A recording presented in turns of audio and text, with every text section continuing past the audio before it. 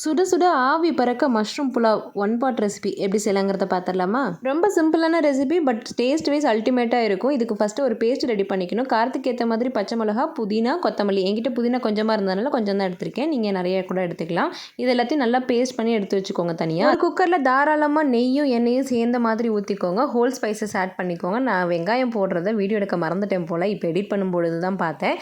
நல்லா ப்ரௌன் கலரில் வந்ததுக்கப்புறமா 2 கரண்டி இஞ்சி பூண்டு பேஸ்ட்டு போட்டுக்கோங்க. இப்போ நம்ம அரைச்சி வச்சுருந்த அந்த பேஸ்ட் இருக்குது இல்லையா, பச்சை மிளகா, புதினா, கொத்தமல்லி பேஸ்ட், அதையும் சேர்த்து நல்லா வதக்கிட்டு இந்த மிக்சியை கழுவி ஊற்றிக்கோங்க. ஏன்னா அது வந்து அடியில் பிடிக்காமல் இருக்கும். இப்போ 2 மீடியம் சைஸ் தக்காளி, வதங்கிறதுக்கு ஏற்ற மாதிரி உப்பு, நான் அரிசிக்கு சேர்த்த மாதிரி தான் போட்டிருக்கேன். நல்லா மசிஞ்சு வந்ததுக்கப்புறமா மசாலாவுக்கு கரம் மசாலா, மல்லித்தூள் மட்டும்தான் ஆட் பண்ணியிருக்கேன்.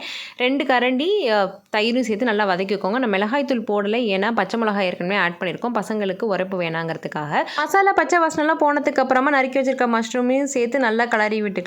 இதுலேருந்து வேறு கொஞ்சம் தண்ணி விடும். பாஸ்மதி ரைஸ்க்கு 1:1 1/2 ரேஷியோவில் தான் நான் எப்போவுமே தண்ணி ஆட் பண்ணுவேன். அதையும் ஆட் பண்ணிவிட்டு நல்லா கொதிச்சு வரணும். கொதிச்சு வந்து அந்த அரிசியும் தண்ணியும் ஒரு ஸ்டேஜ் கிட்ட வரும் பொழுது நம்ம தம்மு போடுவோம் இல்லையா, இதில் கொஞ்சம் தண்ணி இருக்கும் பொழுதே நான் வந்து விசில் போட்டுருவேன். போட்டுட்டு ஒரு 2 விசில் விட்டு எடுத்திங்கன்னா சூப்பராக இருக்கும். சைட் பை சைடு இதுக்கேற்ற காம்போவாக நான் வந்து காலிஃப்ளவர் 65 தான் நான் செஞ்சுட்டு இருந்தேன். ப்ரெஷர் போனதுக்கப்புறமா குக்கரை ஓப்பன் பண்ணி பாருங்கள். பொழு பொழுன்னு சூப்பராக இருக்கும். கண்டிப்பாக வீட்டில் ட்ரை பண்ணி பாருங்கள். கிட்ஸுக்கும் ரொம்ப பிடிக்கும்.